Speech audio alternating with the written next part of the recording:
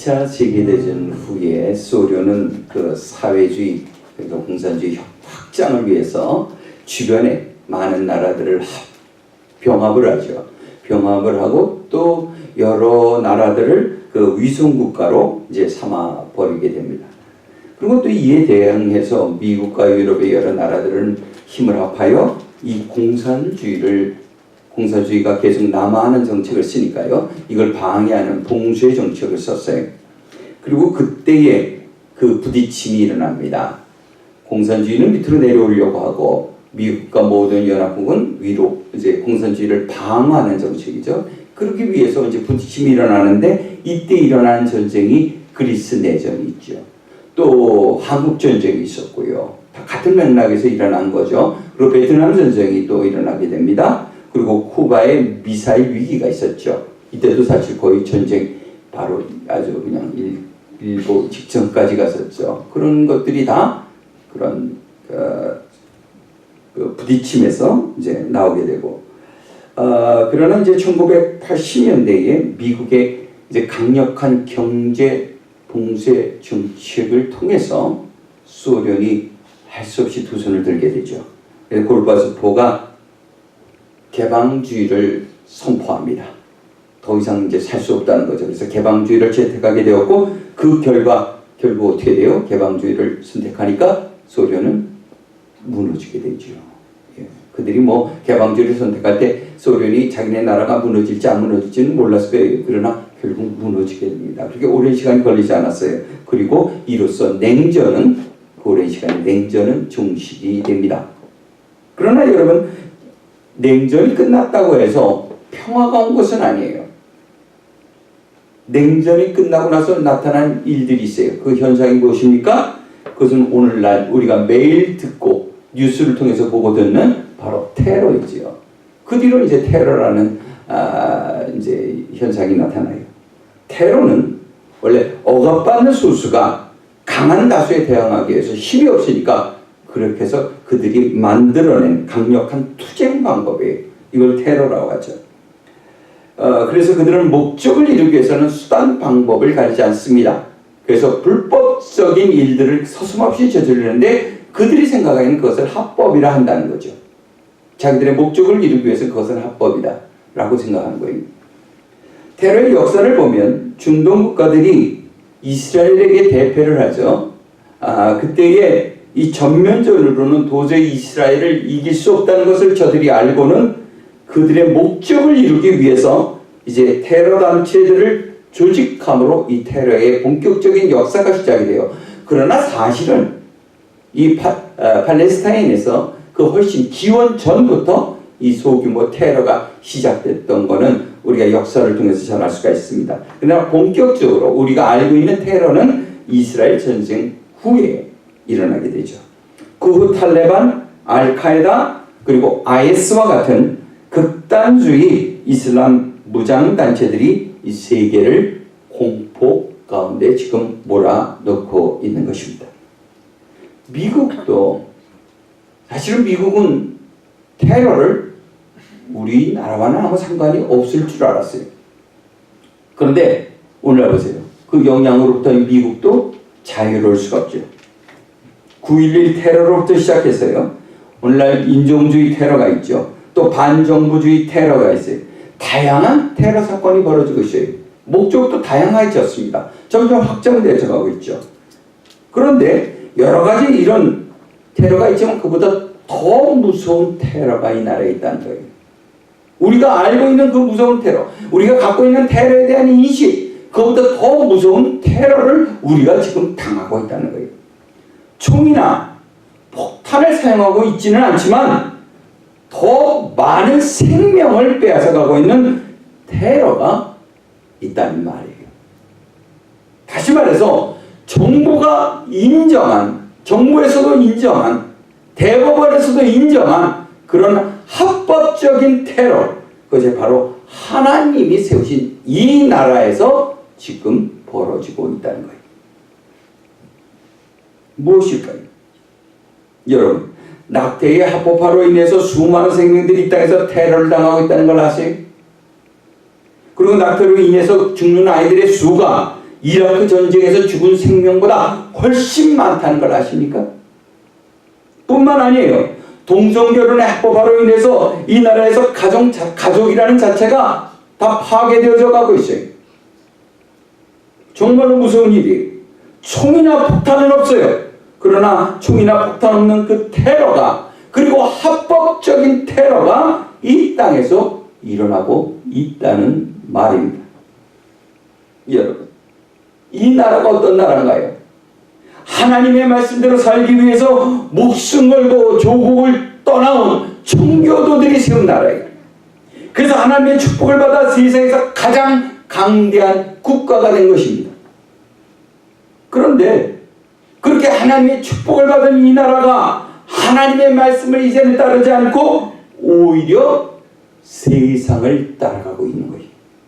다시 말해서 인권과 자유가 하나님의 말씀보다 더 위에 있다 주장하면서 불법을 합법화시키고 있다는 거예요. 불법적인 일들, 얼마 전만 해도 상상도 할 수 없는 불법적인 일들이 이 나라의 법에, 법전에 뻗어치 써있는, 그래서 불법이 합법화되는 일들이 이곳에 벌어지고 있다는 거죠. 더구나 문제는요, 아무리 불법적인 일이라 할지라도 미국에서 합법이 되어버리면요, 그것을 따르지 않는 나라들은 모두 불법이 된다는 거예요. 미국도 그게 합법적인 법인데 왜 우리나라만 그랬습니까? 왜 우리가만 그렇게 하니까? 우리도 미국과 같이 그렇게 법을 바꿔야 됩니다.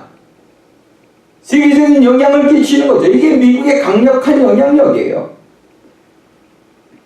그러므로 미국에서 살고 있는 우리 크리스찬들은요, 어느 누구보다, 어느 나라의 어느 누구보다도 더 이 문제에 대해서 심각한 그런 책임감을 가지고요, 믿음을 지켜야만 할 줄로 믿습니다.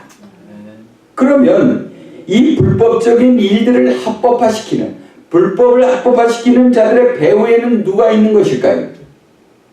누가 그들을 조성하나요? 다시 말해서 부패되고 죄악된 자들의 그 마음을 주장하고 있는 자들이 누구냐는 말이에요. 그들은 바로 사탄과 마귀들이, 사탄과 그의 졸개들이.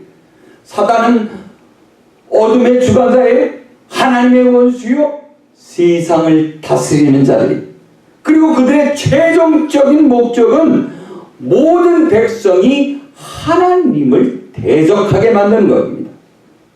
동성애, 낙태뿐만 아니라 우상 숭배를 통해서 하나님의 질서를 무너뜨리고요, 결국은 하나님을 대적하게 만든다는 거죠.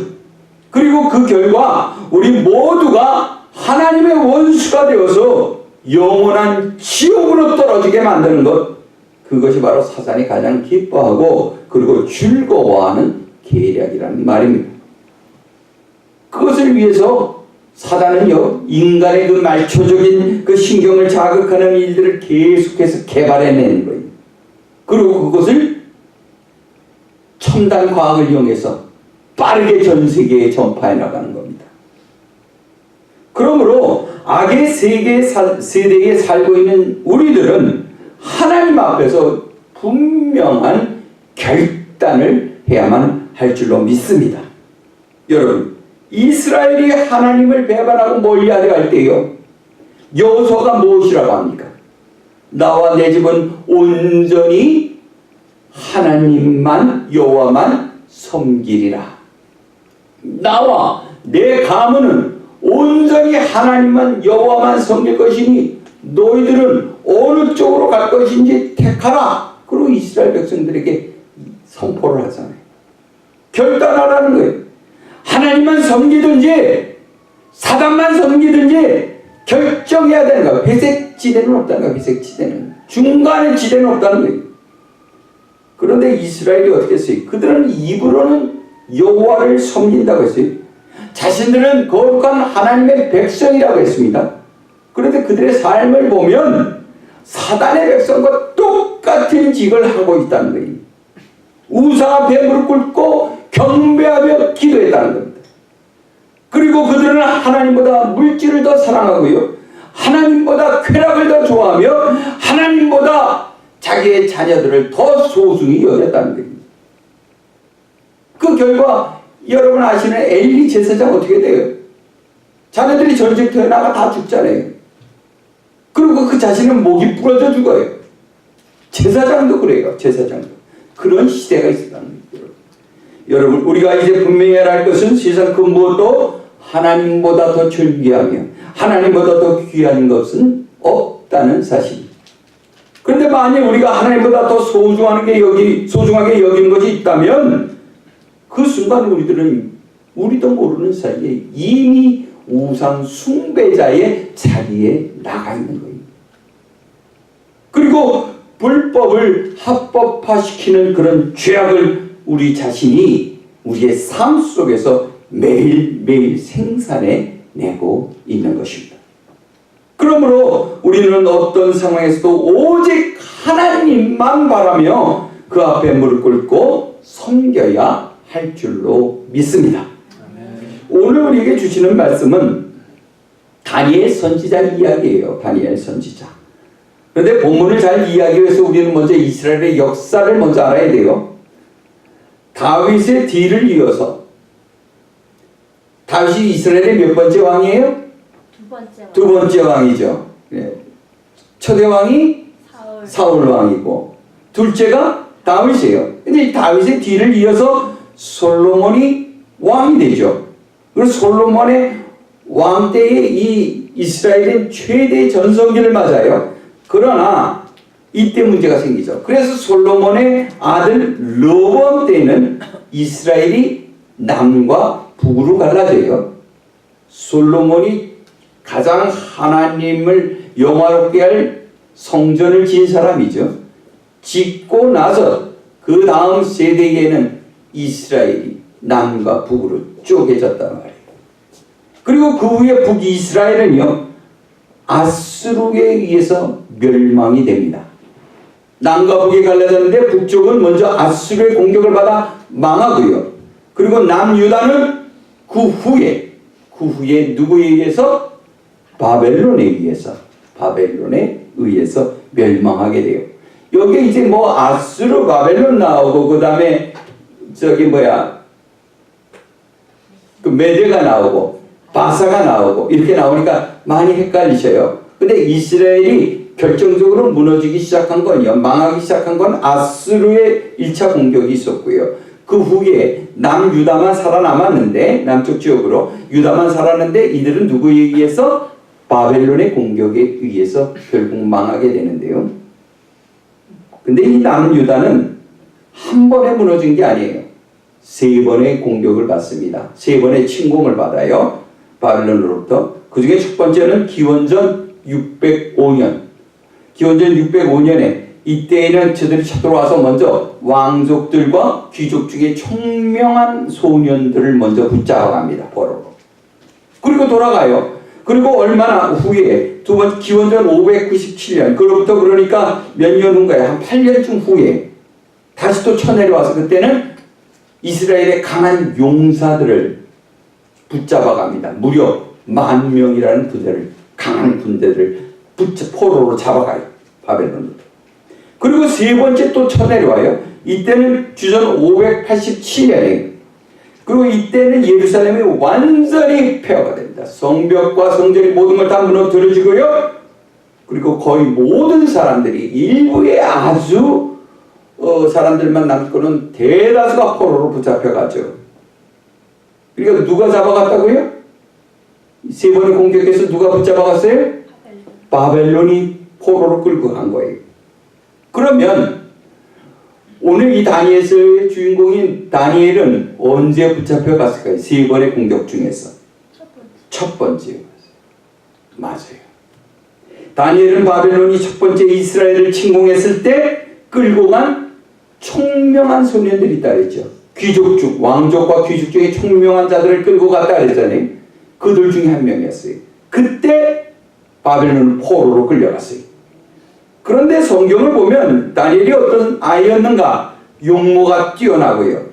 그리고 어린 나이에도 학문과 지식이 뛰어났다 했습니다. 아주 지혜로운 아이였다는 거예요. 그리고 많은 것을 배운 아이였다는 거예요. 어렸는데도. 그래서 그는 바벨론의 왕인 느부갓네살의 시중을 두는 그런 자리에까지 나가게 됩니다. 그런데 그가 그 자리에 있을 때 한 번 이런 일이 있었어요. 하루는 느부갓네살 왕이 꿈을 꿨는데요. 아침에 일어나 보니까 내가 꿈을 꿨어. 굉장히 험한 꿈을 꿨어. 근데 무슨 꿈을 꿨는지 생각이 안 나는 거예요. 도대체 무슨 꿈을 꿨는가. 이럴 때 웬만한 사람 같았으면요, 이렇게 생각이 안 나는 거 보니 아, 개꿈이구나. 그리고 지나갈 텐데 이 왕은 그러지 않았어요. 너무 갑갑해 죽겠는 거예요. 이 권세 가진 자들의 공통적인 모습이에요. 궁금하면 참지를 못해요. 그냥 넘어가줘도 될 텐데 절대로 참지 못해요. 그래서 왕궁에서 이 점치는 사람들, 또 마술하는 사람들, 이런 사람들 다 불러놓고 이렇게 명령을 내려요.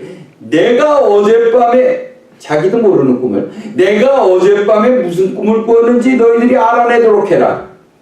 만약 알아내지 못하면 내가 너희들을 다 죽일 것이라.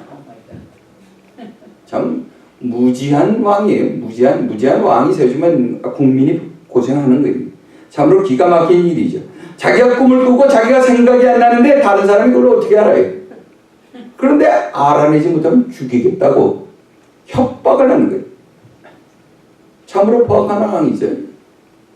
예. 그 이름이 뭐라고요? 느부갓네살. 이런 왕들 꼭 기억해야 돼요. 앞으로 역사에도 이런 왕이 또 나타나면 안 돼. 근데 이때 다니엘이 나서서 이렇게 말을 합니다.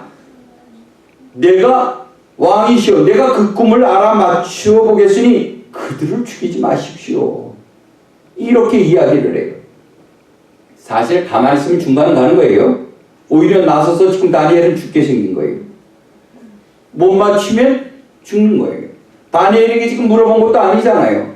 그런데 그가 나서서 이야기를 한 거예요. 사실 이걸 뭐라 그래요? 우리는 쓸데없는 일에 나서는 것? 오지랖이라죠. 오지랖. 그 오지랖이 지금 넓은 거예요. 스스로 무덤을 팠단 말이에요. 그런데 놀라운 일이 생겨요. 이 오지랖을 통해서 아주 긍정적인 하나님의 역사가 일어납니다. 그 밤에 다니엘이 하나님께 기도하였고 하나님께서는 느부갓네살 왕의 꿈을 다니엘에게 보여줬어요. 그리고 꿈을 해석하도록 해주셨어요. 그래서 다니엘은 그 다음날 왕에게 나가서 그 잊어버렸던, 왕이시여 하고 그 잊어버렸던 꿈의 이야기를 다 해줍니다. 왕은 이런 꿈을 꾸었습니다. 맞아. 그 이야기 해주니까 떠오르는 거예요. 그래, 내가 그런 꿈을 꿨지. 그게 무슨 뜻인가? 그러니까 또 다니엘은 다 해석까지 알고 있으니까 그걸 다 해석을 해주죠. 왕이 마음이 아주 흡족했어요. 아주 기뻤어요. 그리고 아무도 죽이질 않았죠. 행복하게. 예. 그런데 이런 일이요, 한 번만 있었던 게 아니에요. 한 번 있었으면 뭐 어쩌다 그럴 수도 있겠지 라고 지나오는데 또 그런 일들이 있었어요. 그런 후에도 일어나요. 그래서 뭐 그 이야기를 다 할 수는 없어요. 여기서 그게 핵심이 아니니까. 어쨌든 그런 일로 인해서 다니엘은 왕의 신임을 크게 얻게 되고요. 어디까지 올라가는가? 바벨론 왕국의 총리 자리까지 올라가요. 총리가 물론 한 명은 아니었어요. 여러 명이 있었는데 그 중에 총리 자리까지 올라가게 됩니다. 그런데 여기서 문제가 생겨요. 그냥 시중 들 때는 괜찮았는데 총리가 되다 보니까 문제가 생겨요. 포로로 잡혀온 사람이 말이에요. 그 많은 귀족들이, 그 바벨론이 그 귀족들이 볼 때는 얼마나 우스워요. 포로로 잡혀온 자 아니에요. 예, 상당히 우습게 볼 수밖에 없는 사람인데 그 젊은 사람이 총리 자리까지 올랐단 말이에요. 희생이 나겠어요, 안 나겠어요? 마음의 시기가 들끓어 올랐던 거예요. 시기가 그야말로 불일 듯 일어났다는 거예요. 그래서 그들은 어떻게 해서든지 꼬투리를 잡아서 저를 잡아 끌어내리려고 했어요.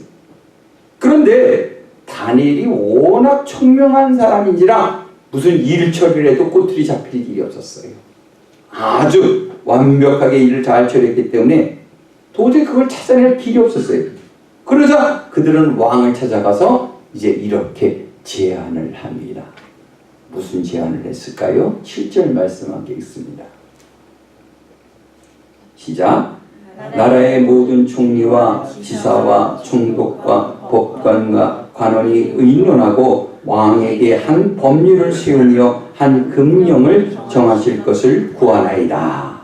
왕이여 그것은 곧 이제부터 30일 동안에 누구든지 왕 외에 어떤 신에게나 사람에게 무엇을 구하면 사자굴에 던져 넣기로 한 것이니다.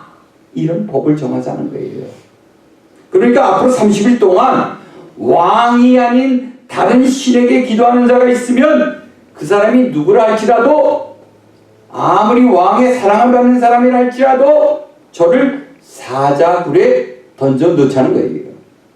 교만한 왕의 입장에서 볼 때는 입맛이 당기는 주장이죠. 그래, 감히 나 외에 누구에게 기도를 하겠는가? 나 외에 누구를 섬기겠는가? 왕만을 섬겨야지.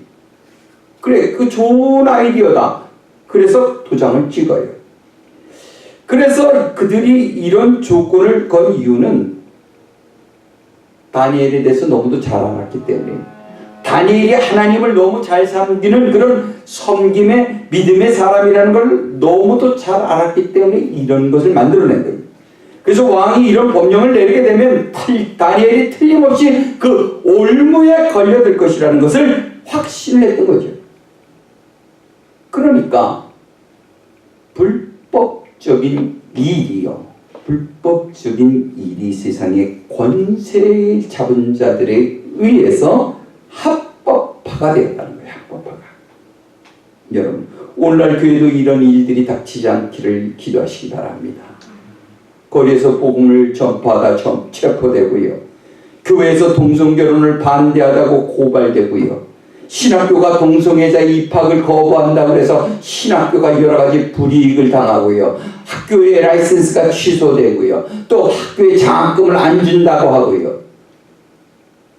또 교회가 하나님의 말씀만 전파하고 하나님의 말씀대로 순종하다가 비영리 법인이 취소되는 일이, 그런 일이 없기를 바랍니다. 우리가 사는 이 미국 땅에서 말이죠. 여러분, 우리가 사는 이 땅에서 권세자들이 마음만 먹으면 얼마든지 이런 일들을 일으킬 수 있는 문제예요. 아니, 이미 일으키고 있습니다. 그리고 실제로 우리 주변에서 일어나고 있는 일이기도 하죠. 우리가 살고 있는 이 세대는 바벨론의 세대요, 흑암의 세대입니다. 그러므로 사단과 마귀들은 믿는 자들에게 끊임없이 핍박하고 유혹할 거예요. 그리고 호지식하게 신앙생활하지 말라고, 적당히 좀 쉽게 타협하면서 신앙생활하고 적당히 순종하라고 그렇게 우리의 귀에 속삭일 것입니다.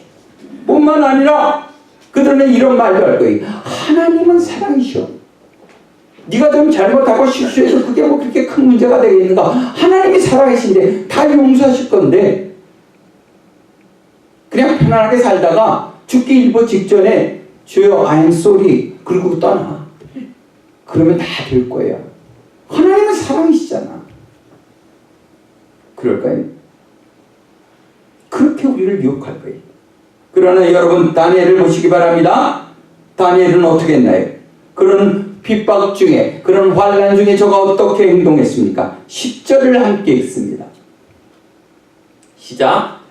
다니엘이 이 조서에 왕의 도장이 찍힌 것을 알고도 자기 집에 돌아가서는 윗방에 올라가 예루살렘으로 향한 창문을 열고 전에 하던 대로 하루 3번씩 무릎을 꿇고 기도하며 그의 하나님께 감사하였더라.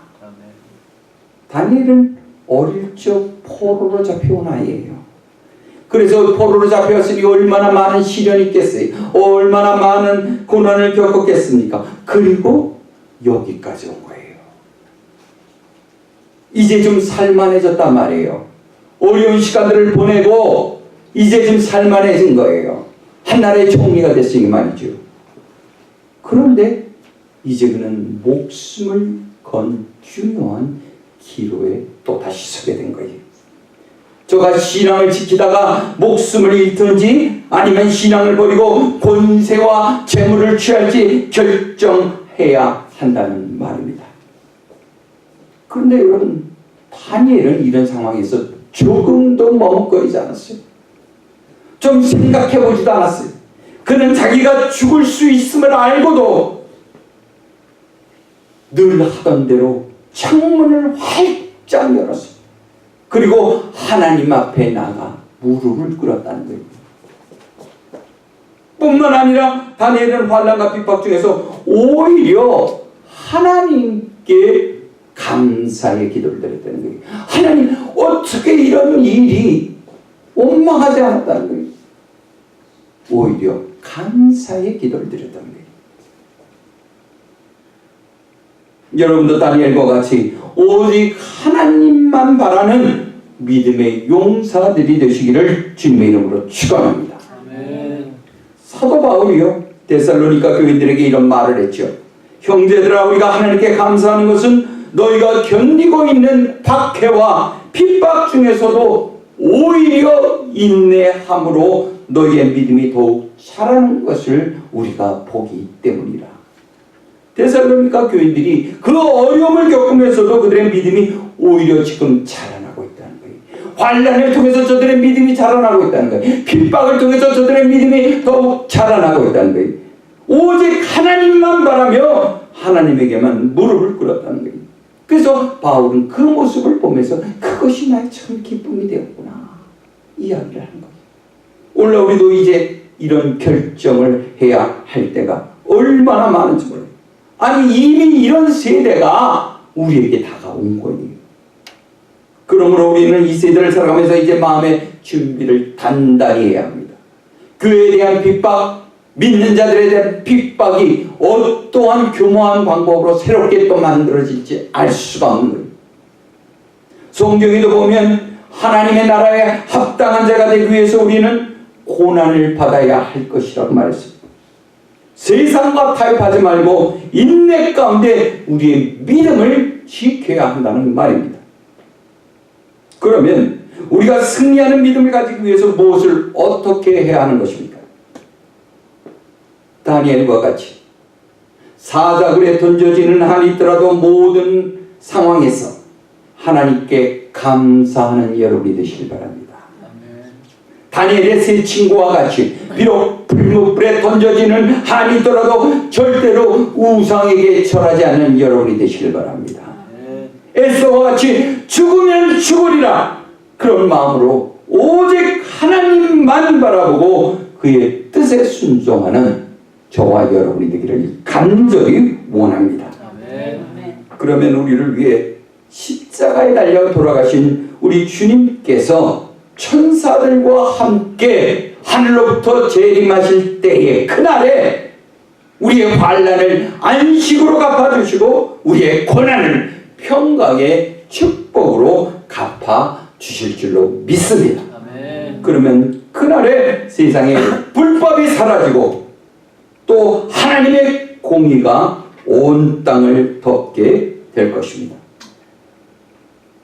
그리고 하나님을 믿지 않는 자들은 영원한 멸망의 형벌을 받게 될 것입니다. 사랑하는 성도 여러분, 우리가 사는 오늘은 우리에게 무척이나 고통스러운 날일 수 있습니다. 바벨론 시대에, 흑암의 시대에 믿음을 지킨다는 것은 그리 쉬운 일이 아니라는 말이에요. 그러나 여러분, 다니엘이 사자굴에서 하나도 털끝 하나 다치지 않고 걸어 나온 것을 기억하시기 바랍니다. 다니엘의 세 친구가 그 뜨거운 불못불 속에서도 머리카락 하나 상하지 않은 것을 여러분 기억하시기 바랍니다. 그리고 우리를 위해 고난을 받사 십자가에 달려 죽으신 예수께서 부활 승천하셔서 세상을 이기시고 그리고 다시 오실 날이 이제 곧 우리 앞에 있다는 사실도 믿으시기 바랍니다. 이것이 복음이에요. 이것이 복음입니다. 그리고 우리는 이 복음을 죄악 가운데 죽어가고 있는, 지금 이 시간에도 죽어가고 있는 그 영혼들에게 우리는 전해야만 할 것입니다. 그러기 위해서 우리는 세상의 권세에 무릎 꿇지 말고 오직 하나님만 바라며 불의 앞에 무릎 꿇지 말고 오직 주만을 경배함으로 주의 크신 능력을 받아 세상 권세를 넉넉히 이겨나가는 저와 여러분이 되시기를 주님의 이름으로 축원합니다. 기도하시겠습니다. 거룩하신 하나님, 우리가 사는 이 세대는 테러의 세대입니다. 바벨론의 세대입니다. 흑암의 세대입니다. 불법이 합법화되는 세대입니다. 믿는 자들이 그 믿음을 지키기 위해서는 너무도 힘들고 어려운 고난을 겪을 수 있습니다. 그러나 주님 원하옵기는 주의 크신 은혜를 더하여 주셔서 다니엘이 사적을 해서 성이 나온 것 같이 다니엘의 세 친구가 그 뜨거운 풀무불에서 머리카락 하나 상하지 않은 것처럼 당신의 사랑하는 백성들을 안전케 지켜주시고 끝까지 세상을 이기며 주님 오실 때에 기쁨으로 나가는 자들 되게 하여 주시옵소서. 감사드리며 예수님의 이름으로 기도하옵나이다. 아멘.